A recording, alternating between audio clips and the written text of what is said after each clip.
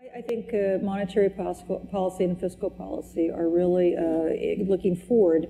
Those are the big unknowns for me, and they interrelate. Monetary policy, this has been unprecedented to have near zero interest rates for this long of a period.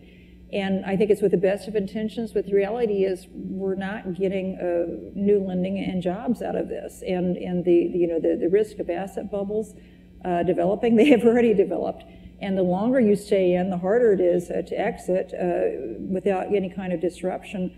I think it is quite troubling. You know, I wish it was giving us new lending, but it's not. You look at bank balance sheets, what happens is they've increased their excess reserves.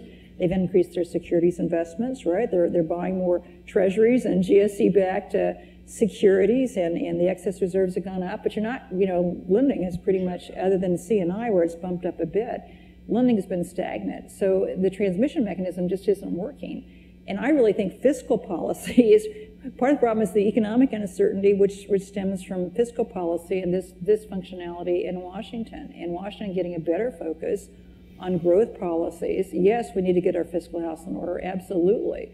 But, there's a debate beyond just curbing healthcare costs, which we need to do. I've argued, we need fundamental tax reform, clean out that tax code, get marginal rates down, have some infrastructure spending. My gosh, financing costs as cheap as they are, construction costs as cheap as they are, it's fiscally irresponsible not to be embarking on a major infrastructure rebuilding effort, which we desperately need in this country. That would create jobs and also lower costs for companies doing business here with better infrastructure. So why we can't get more focused on growing our economy, it has to happen with fiscal policy. It cannot happen with monetary policy.